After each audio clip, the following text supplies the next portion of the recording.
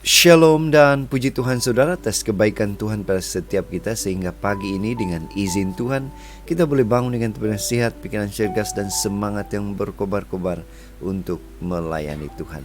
Untuk memulai renungan kita, mari kita berdoa. Bapa Syurgawi, terima kasih karena Engkau hadir bersama dengan kami sementara kami mendengar dan mempelajari firman Tuhan. Dalam nama Yesus kami berdoa. Amin. Saudara dan saudari yang dikasih dalam Kristus, tajuk renungan kita pagi ini ialah prinsip pemimpin yang melayani. Bagaimana pemimpin yang melayani?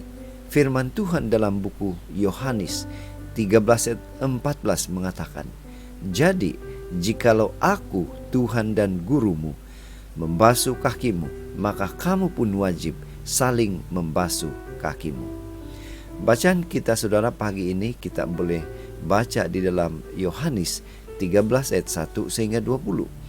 Ini merupakan peristiwa di mana Yesus membasuh kaki murid-muridnya. Ada sebuah ilustrasi. Dalam suatu pertemuan perniagaan atau meeting bisnis dalam syarikat, seorang atasan memerintahkan salah satu bawahannya untuk membuatkan minuman kepada tetamu. Di dapur, si bawahan yang diperintahkan oleh bos itu mengeluh kepada sahabatnya atau rekan sekerja. Dia merasa tersinggung diperintahkan seperti itu. Dan rekannya menjawab, "Jadi, apakah si bos yang seharusnya membuatkan minuman untuk kamu dan tetamu itu?" Saudara, seringkali di dalam kehidupan kita, begitulah yang normal, bukan? Seorang bawahannya akan melayani atasannya dan bukan sebaliknya. Itu sebabnya tindakan Yesus membasuh kaki murid-muridnya sangatlah janggal dan tidak sepatutnya berlaku jika menurut norma hidup manusia. Saudara, bagaimana dengan kita? Apa aplikasi untuk kita?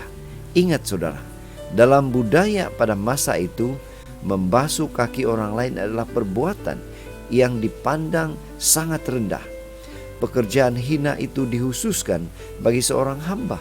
Itu sebabnya sungguh tidak patut para rasul, yaitu murid Yesus sendiri, membiarkan kaki mereka dicuci oleh Yesus yang adalah guru dan Tuhan mereka. Tetapi Tuhan Yesus sengaja melakukannya. Dia bermaksud mengajar kita untuk tidak menjadi sama dengan dunia yang menuntut orang yang lebih rendah statusnya untuk melayani mereka yang lebih tinggi. Sebaliknya, Tuhan memanggil kita menjadi pelayan untuk semua orang, terutama mereka yang berstatus lebih rendah dari kita. Inilah konsep pelayanan yang harus kita pegang, terutama dalam kehidupan bergereja.